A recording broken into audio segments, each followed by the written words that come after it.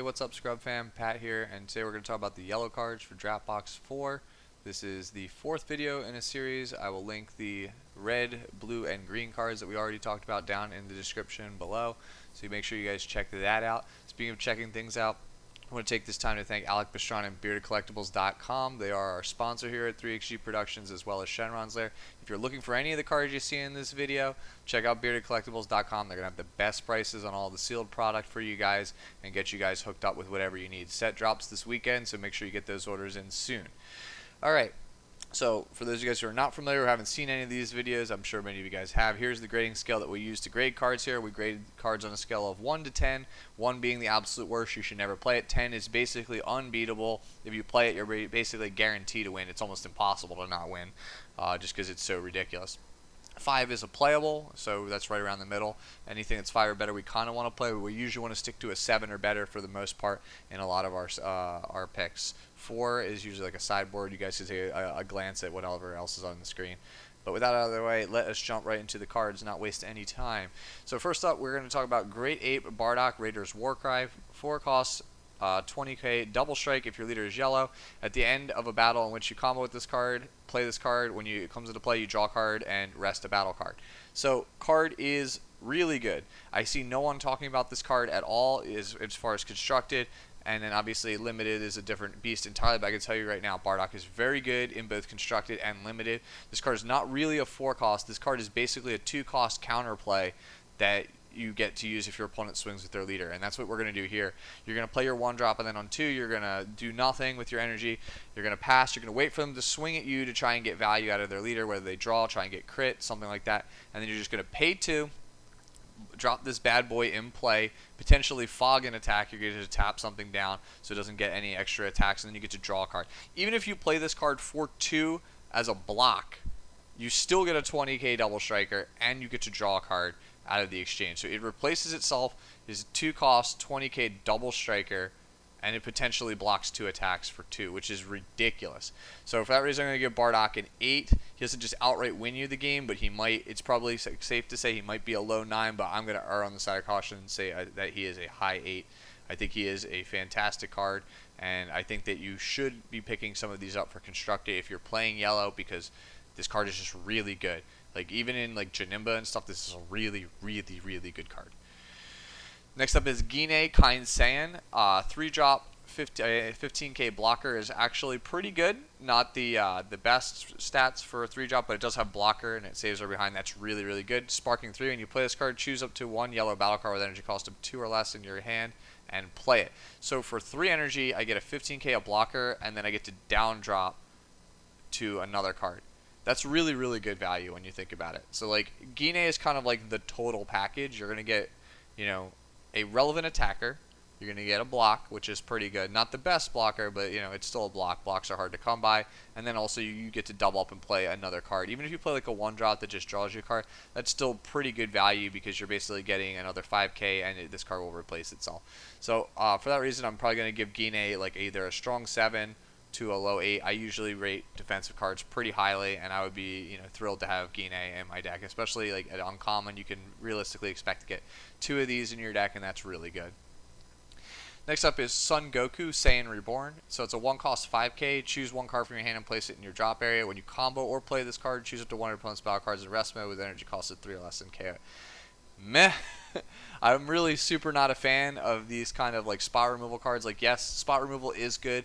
3 or less hits most relevant targets in the format, but whoo boy, it's got a combo cost attached to it, and you -2 from hand, which is pretty big.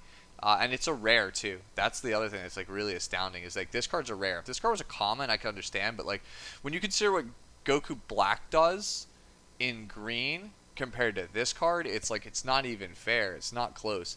I'm going to give Goku a 6 just because it is spot removal, and spot removal does have some inherent value, but like this is like one of the lower end removal options. I think I would consider many other things over this card. It's more likely to say that this is probably going to end up in your side if you end up drafting it, rather than in your main board. It's just it's solid, but again, it's, you know, the -2 is really, it ruins the card, and also like it's got to be in rest mode. Ugh. Next up is Great Ape Son Goku, saying instance 2 cost for a 15k, activate main, pay 2, send this card from your drop to your warp, draw 2 cards. So I'm not actually going to give Great Ape Son Goku any rating, because like his value isn't really, it's kind of outside of my grading scale. So when I think of like 10s, I think of like unwinnable, you know, bombs that when you drop it you just straight up win. The thing about Goku, this Goku, is it goes in every deck. If you open this card, there's literally no reason for you to not take this card, even if you are not in yellow, because it is a 0-5k combo that you can combo at some point, and then just pay 2 colorless and get value out of it. This is divination. For those of you guys who play Magic, it's divination. In Magic, you pay 3, you draw 2 cards. It's a solid limited card. It is basically playable in every limited format it's in. The same can be said here for Goku. He's basically a 10 out of 10, but not really. He doesn't win you the game, but there's almost no reason to not take him if you open him. He's just good in every deck. Especially since, yes, you can only do it from the drop, but it's a 5k combo. Like, obviously it's going to end up in the drop somehow. You just combo it out of your hand at some point in the game, and then you just get reimbursed to draw 2 when you have nothing better to do with your energy. Yeah, so he's just straight upside. If I could give him a 10, I would, but I don't want to officially give it a 10 because, again, I reserve that for cards like Piccolo from the previous video, where if you just drop it, you auto-win. Taking this card does not guarantee you that you're going to win the game, but, you know, it's going to put you in a better spot more often than not, and so for that reason I would just say you just take him. Like, if we're just using this straight up, like, does it win the game by itself, it's closer to like a 7 or an 8, but, again, no reason to not take Ape Goku every single time. Next up is Pan Natural Fighter, 1 cost, 1k, which is, you know, whatever for a 1-drop. When you combo with this card, choose up to one of your skillless battle cards and choose one. The chosen card gains blocker for the duration of the turn, or if the chosen card has 10 careless power, it gets 5k and critical. This card is bad. So it only works, you only get a blocker if your opponent swings at you with the thing that is not threatening to kill you before the thing that would kill you, and you need to have a skillless on board and combo this out of your hand to get the blocker, making this nearly irrelevant in almost every scenario. The fact that it can give 5k and crit to a skillless is good, except it only gives it to bad skillless cards. The cards that are like 5s, that we are like outside looking in. We don't really want to be playing them, but like they just make up the tail end of our draft, and they make up our like 38th, 39th, 40th playable card. That's the kind of card that you are looking to target with Pan. So like, you're just not. It's a losing scenario. Neither of these effects are good. They're not going to help you pretty much, you know, 9 times out of 10. So I just would pass on Pan. I'm going to give her a 3. There are some times where you can make it work, but for the most part, I think that they're just way better cards you can play. Alright, next up is King Vegeta, Majestic Ruler. This is a really controversial card for Constructed. I don't think it's actually that insane, though, in Limited. So 6 costs for a 25k with negate the skills of all other battle cards. Seems really nice, but 6 costs, like we talked about with Broly in the previous game video, 6 costs should just win you the game. Like, that's it. Turn 6 is pretty much where it's at, where if you are going first and it's your turn 6, the card you play should end the game, because if it doesn't, I guarantee you're probably getting killed by your opponent on their turn 6. So this card does not seal the deal against your opponent on turn 6, and it's not going to be like this amazing thing again. It doesn't have any other keyword skills. It turns off a lot of stuff, but this card loses a lot of value outside of Constructed, because in Constructed we have ways to cheat this guy into play for free or get him out on like turn 3 or turn 4. So that's really, really awesome, but we don't have that stuff here. And so for that reason, I'm going to give King Vegeta a 6. I just think that of the 6 cost cards or higher that you could be playing, there are a lot of better ones in this one, and I really just don't see the game going much longer than turn 5, turn 6 most of the time in Limited. Next up is Vegeta, the King's Son, 3 cost, 15k, burst 3. When you play this card, choose up to 2 of your opponent's battle cards, switch them to rest mode, then choose up to 1 of your opponent's battle cards in rest mode, and it can't be switched to active mode for the opponent's next charge phase. So, switching 2 cards to rest mode is whatever, unless you're targeting blockers, but being able to lock down something is pretty good, so it temporarily removes the threat from the board. I know obviously you're going to have to deal with it later on in the game, but you could do a lot worse than this. 3 costs for 50k is an okay rate, and it does freeze a potential attacker that could threaten some serious damage, such as a 3 cost 30k vanilla, or any one of their big rare or super rare bombs. So there is merit to playing Vegeta. I think he is a very solid 3-drop, so that's why I'm going to give him a 7. Next up is Tights, Bulma's sister. So it's a 2 cost 1k, which is absolutely abysmal for a 2-drop. auto, if you have a skillless battle card in play, when you play this card, draw one card, then choose one of your skillless battle cards. It gets plus 5k power for the duration of the turn. So this is a 2-cost 1k that draws you a card and then pumps up a skillless. So again, the only 1-cost skillless that you're going to be playing are the ones that are barely playable to begin with. 2-cost to draw a card is a very terrible rate when you consider that most 1-costs draw you a card. It has no relevant attacking stats. And then if you actually were going to, push for the pump on a card, most of the playable ones are already in the 20 to 30k range. They don't really need another 5k power. Like, you're spending 2 energy to give something potentially 10k power because you have this card itself you could combo off, and then obviously the 5k you give it as well. Like, 30ks don't need this. 20ks are better off just playing, just play good cards. Like, just play good cards. Like Pan, that we talked about earlier, I'm going to give Tights a 3. I really see very little reason to slot this card in your deck.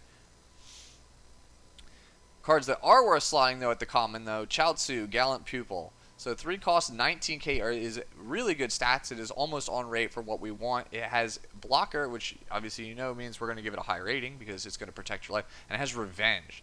Very rarely do you see blocker and revenge on a card, and when you do, it's a sure sign that it's like best common in the set or close to it, and I can definitely say Chiaotzu is in that running for best common in the set. So 3-drop, yeah, blocker, revenge, it's removal, protects your life, it can go into the paint if it needs to get some damage, so that's an easy 8, high 8 for me for Chiaotzu. If you're in yellow, pick up as many of these and as many Toas, which we'll talk about in a little bit. Actually, it's Toro, my bad, that we'll be talking about in a little bit. So yeah, Chiaotzu and Toro are definitely the ones you want to be picking up early and often if you are in yellow. Oracle Fish, like we do with all these other ones, strong 4 to light 5. This is a 1-cost 10k vanilla that you're just like, okay, yeah, I'll jam it because I have nothing better to do and I need to fill energy slots and whatnot in the deck. So you'll probably end up with one of these in your deck at some point, but you're not really exactly thrilled to have it. Tora, 3-drop 30k. Say no more, fam. 8. If I have to actually say more, it's because, yeah, it's a 30k vanilla for 3. Fasha, Deluge of Power is next. This is just like all the other cards in the cycle.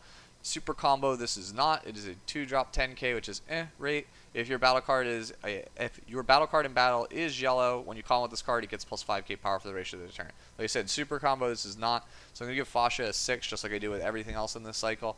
They're really situational. They don't do anything on defense unless your opponent's attacking a battle card, and they can only be really used to push through damage on battle cards. So like they're okay, but they're not great.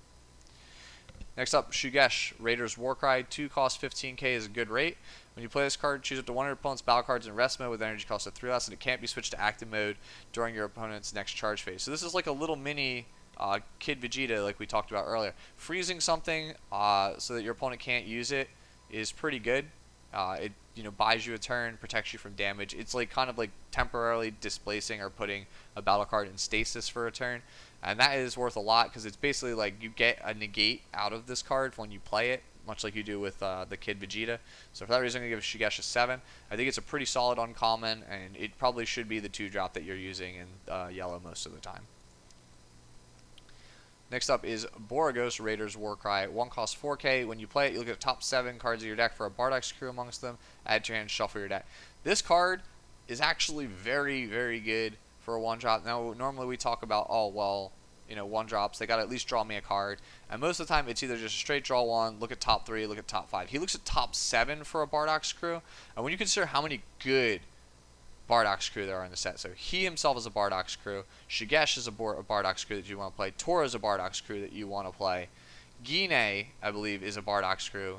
Now she's not, sadly. I thought she would be. You'd think that she would be since she's, the wife. But then you also have the super rare Bardock. There's quite a lot of stuff. Even in the reprints, there are Toras and Fashas and things like that that you would want to pick up. So it digs 7 deep.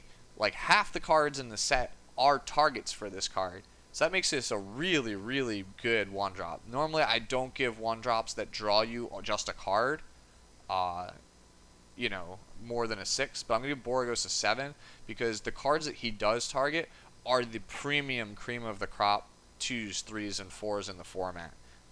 So that makes me just value him a lot higher. Next up is Chilled the Cruel. 5 cost, 25k double strike is a good rate. It's actually really where we want to be most of the time when we talk about 5 drops. If you have 5 or more energy and Chilled Chilled the Cruel isn't in play in your battle area, when one of your opponent's skills or battle cards is switched to rest mode by a skill, you get to play this card for free.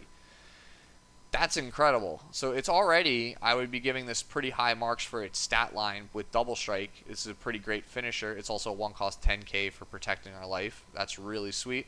But yellow is literally the color of switching things to active mode or to rest mode from active mode. So 9 times out of 10 when you play a battle card, Chilled just going to get to be played for free. Free 5 drops are like menacing. Like I would just give Chilled straight up an 8 and a high 8 at that. He's an excellent rare to be picking up for yellow. He can basically end the game for free, and if not, you can just drop a 3 drop and a 2 drop behind him. That is quite a lot of pressure. Like imagine playing the Kid Vegeta for 3, dropping Chilled for free, and then playing Shigesh to lock down the other card that you tap with King Vegeta or Kid Vegeta.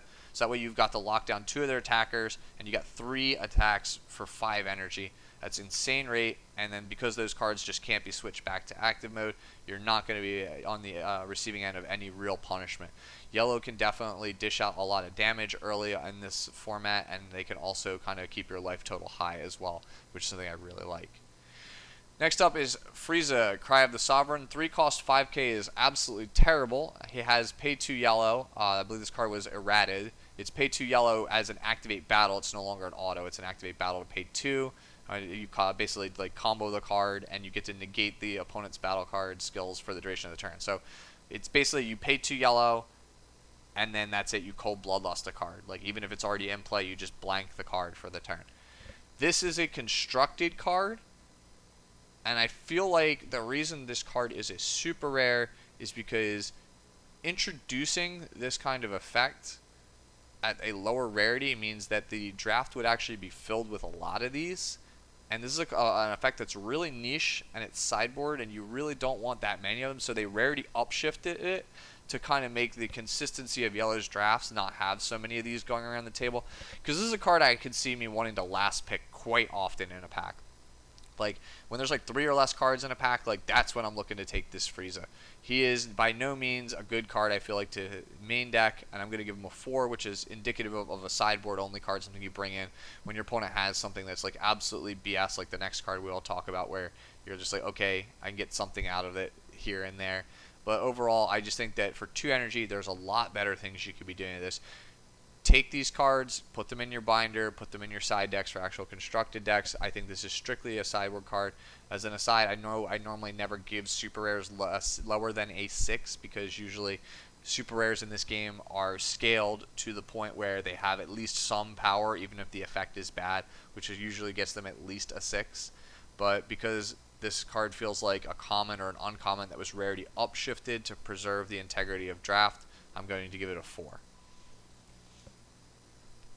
Next up is Ginyu Ultimate Transformation, and this is the ultimate sack card in this format, I feel like. 3 cost, 1 of it yellow for a 20k is actually a pretty good stat line for a 3 drop. Activate main once per turn. Your opponent reveals the top card of their deck, then shuffles their deck. If the revealed card was a battle card, which, spoiler alert, like 35 out of 40 cards in most people's deck in this format, they're going to be battle cards, if not higher. Some people play 40 battle cards. I've played 40 battle cards in draft before. This card gets double strike and dual attack for the duration of the turn. Otherwise, it gets a minus 15 power. So the drawback isn't really much of a drawback when you consider that, like I said, you have like something close to like an 85, 90, 95, sometimes even 100% chance of it succeeding. 3 cost, 20k double strike, dual attack is backbreaking. This card can just putting 5 on this card, 2 5s on each of its swings, is incredibly stressful for your opponent early on in the game, and can definitely just steal wins out of nowhere. Like if your opponent's just not expecting that you have this card, you can just straight up just kill them out of nowhere. Like you can kill on turn 3 with this card if you just have like a really nuts hand. So I'm going to give Ginyu a 9. He has got answers, but this card is probably the best 3 drop I would think in the set, just for draft purposes, just because of how sacky he can be. It's just, again, there's no super combos in this set. There's a lot of blockers, surprisingly, not very many negates, but yeah, just think about it, man. It's 4 damage for 3. it's really difficult to stop, and then it's, you know, reasonably beefy. They have to spend actual cards to get it off the board, or have some kind of hard removal, lest you do it again and just hit them potentially for up to 4 more damage the next turn. Ginyu's great super rare in draft. I know this is going to be like a bulk bin super rare that you guys are not going to be happy to have because it's not really a good card in constructed. But for limited, this is great. And just like with Frieza, I feel like this is a rarity upshift, because if this card was at rare or even uncommon, it would just run away with it and completely warp the balance of the colors in this format. Next up is Mercenary Tao the Master. 2 cost 10k is a whatever rate, but it does have activate main once per turn. Pay 1, he gets plus 10k power and dual attack. So this is basically the Kaba from what we talked about in the red video. This is this card in disguise. It is a 3-drop 20k dual attack. You just have the flexibility to be able to drop this guy on turn 2 and then play use his ability and then play a 2-drop. So it's like you're kind of playing things out of order, but the value of this card is still there. It is still 2 20k swings on turn 3, and that's really, really good and really powerful. 20k twice a turn, just grind out the game. He is a lot worse on defense than, you know, Kaba or the Gohan from set 6 with the dual attack, because he's only a 10k. But if you can protect him, he will grind the game out really hard for you, and he will let you overtake your opponent very easily. So for that reason, I'm going to give Tao an 8. It's a very rock solid rare, great first pick if you're thinking about going into yellow in a draft.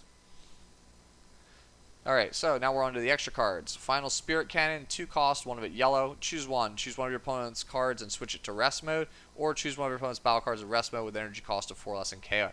Most of the time, you're going to be using the second ability to kill something, so 2 costs to kill something is actually pretty solid. Not like the most amazing thing, but it's pretty solid. I could see me playing 1 or 2 of these in the deck. And then also even paying 2 when you already have lethal on board, and your opponent just has a blocker and they're tapped out. Paying the 2 just to switch it to rest mode, so you can go and finish them off with your Captain Ginyus, your Mercenary Towels, and things like that are really aggressive. Like yellow is a very aggressive thing, and this is a great one of to possibly 2 of in a yellow-based aggro deck to try and, you know, get past all the blockers and potentially, you know, weed out anything and just press your advantage even more. If you have a bunch of dual attackers, you don't really need to be playing any more guys. You can just be playing Final Spirit Cannon to clear their board and just keep going face. So for that reason, I'm going to give Final Spirit Cannon a 7. Like I said, really solid one of in an aggro deck. I would be happy to have one in the deck. Just doesn't really win the game on its own. It needs a bit of setup, but it can get you there. It gives you some needed reach. Next up is Paternal Bonds, 1 cost for a counterattack. Negate the attack, and you may choose one of your cards and switch it to rest mode. If you do, choose up to one of your opponent's battle cards and switch it to rest mode. So again, I always rate negates blocks very highly, but this one in particular is quite good because it blanks potentially 2 attacks. Even if you paid 2 for this, so you pay the 1 for the cost and then another energy, and you get to switch 2 cards to rest mode, or 1 card to rest mode off of it, so you get to negate 1 attack and then do another. You get a 2 for 1, which is great value, and this makes it probably one of the most consistent, probably next to Dimension Magic. It's probably the best negate in the set in terms of limited. I'm going to give it an 8. I really don't like giving negates higher than an 8, but this is a quality premium negate, one that's better than most of the ones that are in the set. Alright, so let us move on to the reprints. Alright, so next up we have Full Power Frieza, 6 cost 25k blocker with triple strike. When you activate this card's blocker, switch this card to active mode. So this card is either an infinite blocker or a kill shot. I actually like Full Power Frieza a lot as a finisher because he does 2 things. He's sizable, has triple strike, so he will end the game for 6. He is exactly what you're looking for in a 6-drop. Really good value. 1 cost 10k, obviously those are in short demand, so we like those as well. But if you don't think you can close out the game, you would be okay paying 6 for Full Power Frieza. And if they just don't have the hard removal right then and there, like obviously you don't play this into like Grand Kai or something and then they pay 5 and bottom deck it. But if they don't have the removal some way or somehow, the Full Power Frieza can get quite a lot of value. You can block and then immediately switch to active mode, and if they don't kill it, you get to just keep going.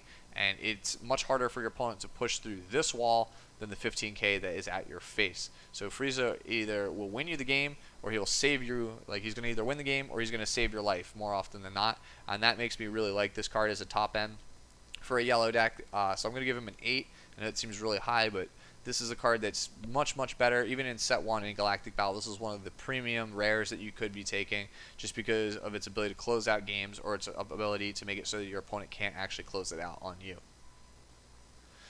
Mecha Frieza, the Returning Terror. This card is actually great. I don't feel like I have to explain what this card does, but yeah, 15k double strike dual attack stats are not the best, but you still do get to kill 2 guys, which makes it an excellent uncommon, and I would definitely pick up as many of these as I could get in yellow. It's just great for both aggressive and control decks alike. So yeah, Mecha Frieza, great card, 8 out of 10. Crusher Ball. You guys already know how this card works. So paying 1 to be able to switch a card to rest mode. It's essentially, this is a negate. It's not as good as a negate sometimes. It might actually be better. It depends on your preferences or what is in your deck. If you have a deck like that cares about switching things to rest mode, then yes, Crusher Ball is great. You'll be able to freeze more things. You'll be able to get around stuff. I'm going to give Crusher Ball a 7, a strong 7 to a light 8. I feel like some negates are better than this. And there are some times where like your opponent has something that is going to trigger anyway, so it's not really going to do anything. But for the most part, Crusher Ball is pretty solid. Alright, next up we have LeBron James. 3 cost 10k blocker barrier. You guys already know how good this card is. So early on, this pokes in for some great damage, and obviously its auto is when you play it gets to kill anything, and it's also a barrier blocker. Excellent, excellent card. I'm going to give Goku a 9. I know that seems a bit much because, again, 9s are usually things that win you the game, but he's called LeBron James for a reason. That's been our nickname for him for a while. He does literally everything. He will get in there for 2 to 3 damage by himself at the early game. He gets rid of your opponent's game-winning plays. You can actually use him to all in because he's got barrier, and you know that he's going to be a great fallback because he's going to switch back to active mode at the end of the turn and protect your life. He is just the most premium of defense and removal cards.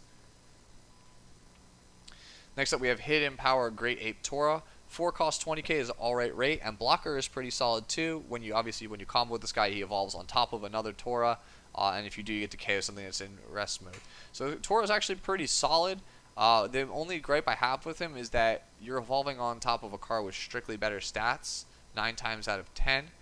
So for the most part, you're only really going to get the evolve trigger to KO something if you're going to evolve on top of this card. Like, you're going to play it for 4, and then later on in the game on turn 5, you can evolve on top of the same card to get a pop and get a kill on a rest mode card, which is pretty good.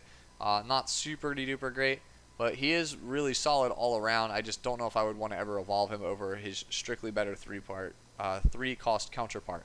So I'm gonna give Toro a strong 7. I think that he is a solid card for an uncommon. I just think that he's a little bit outclassed by some of the other cards, but he is, pretty good overall. I just actually realized these are not Bardock's crew, but still, there is quite a lot of Bardock synergy, even then, yeah. Next up is the significantly worse, I feel like, Hidden Power Great Ape Fascia. 15k blocker it's good, and obviously that's going to make it playable, like I said, with Ginyu and whatnot. And then if it evolves on top of a Fascia, you get to basically switch 2 of your opponent's battle cards to rest mode. Again, 15k blocker, so it can go in for value and it will protect your life. So I'm going to give Fascia like a really low 7 to a possible strong 6. I feel like Ginyu is a little bit better, even though they're very similar, 3-drop 15k blocker. But Ginyu lets you actually play another card and get some extra value or some extra beaters on board. And yellow, the name of the game with yellow is the ability to actually, go face pretty often. I could see a pretty sweet combo of going, Ginyu to drop the 2-drop Fascia, which isn't like super great, but you could swing with that card on board and then, combo off your leader to get Great Ape Fascia in play, and then that way you get the trigger and you have a larger body, but it doesn't really feel like it's super worth it most of the time. But yeah, Fascia, like I said, strong 6 to a light 7. I could see you playing at least one of these in yellow. It's not like the best uncommon, but it is pretty good. March of the Great Ape. So yeah, you guys already know this is a card that dominated an entire 2 formats it constructed. Set 3, set 4. It is a really good card. 4 cost divination, even with no apes, is not super great, and I feel like you have to build quite a lot of apes, or have a lot of apes in your deck to get value. You need at least 4-ish or so in the deck. And considering of the 4 playable apes that are in draft format, 2 of them are super rares, which really is a bummer. If Goku was a rare, or even Bardock was a rare, I could see this card having a lot more value. But as it is, most of the time when you play it, it's going to be for just Toro and Fascia, and I don't think that's good enough to justify it. Even 4 cost to just draw 2 cards, even if you got 1 guy out of it, it's not super inspiring. So I'm going to give apes a 5. I think that it is playable with the right amount of cards in the deck, but even then I'm still less enthused about it because you are just dropping 6s and 7s out of 10 rather than like premium quality cards. Like if you have both Goku, Kid Ape Goku, and Bardock, and a Fasha and a Toro, like if you get 4 apes and at least one of them is a super rare, then I can see the value being a lot higher, but I am skeptical. I would probably only play one even in that case.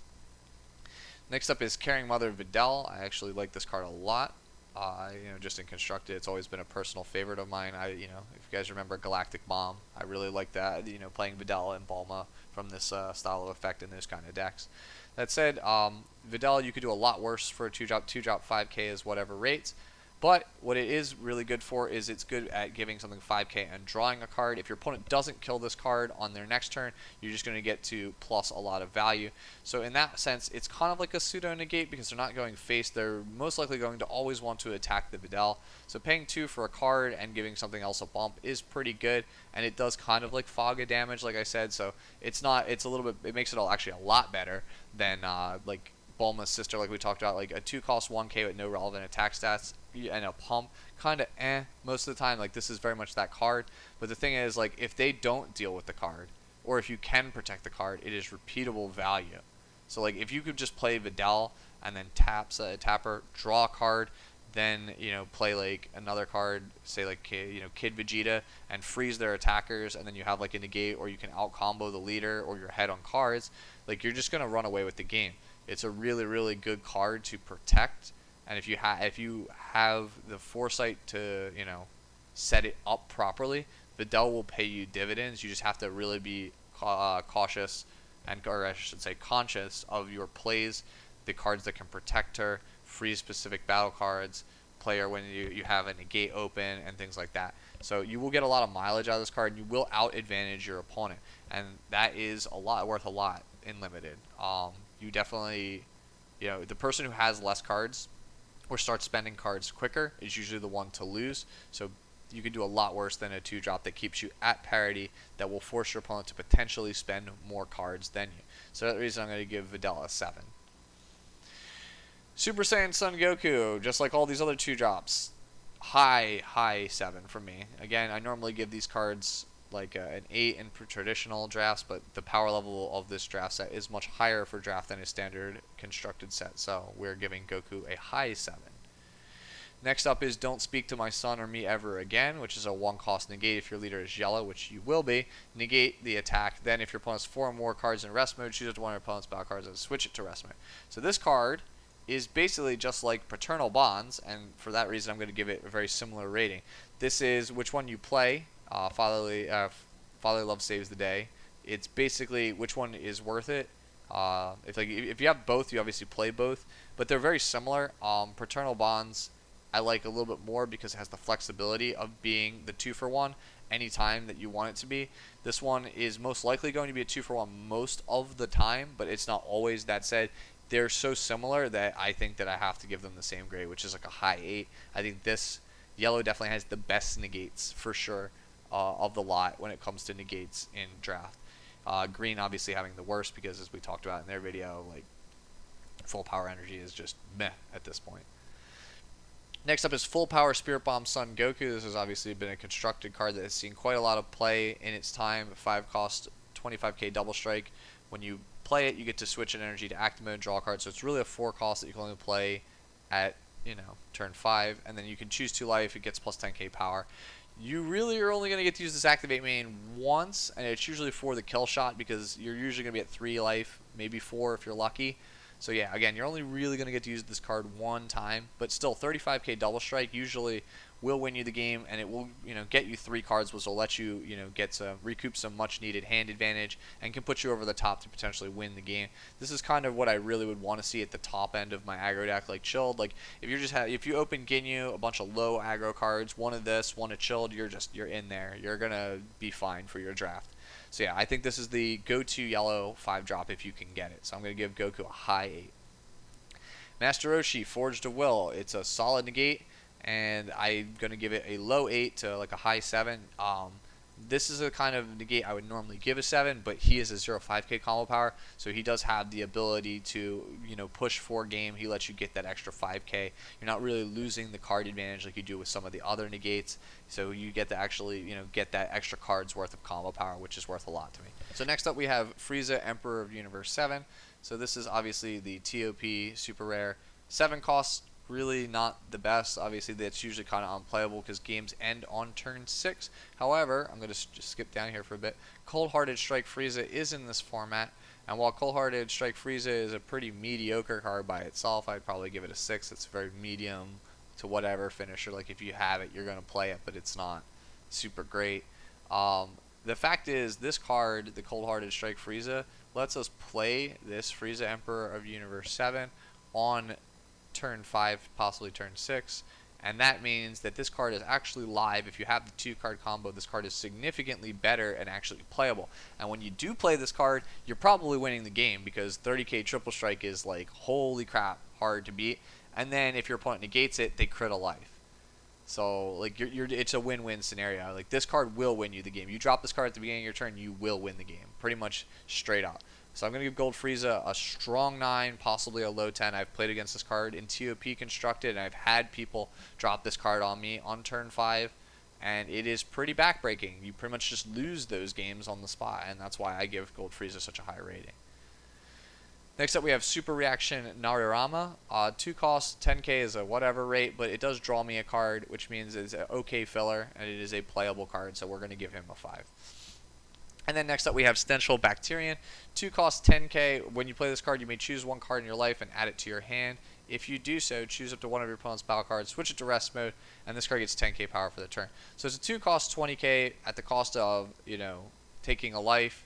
You get to switch like a potential blocker to rest mode.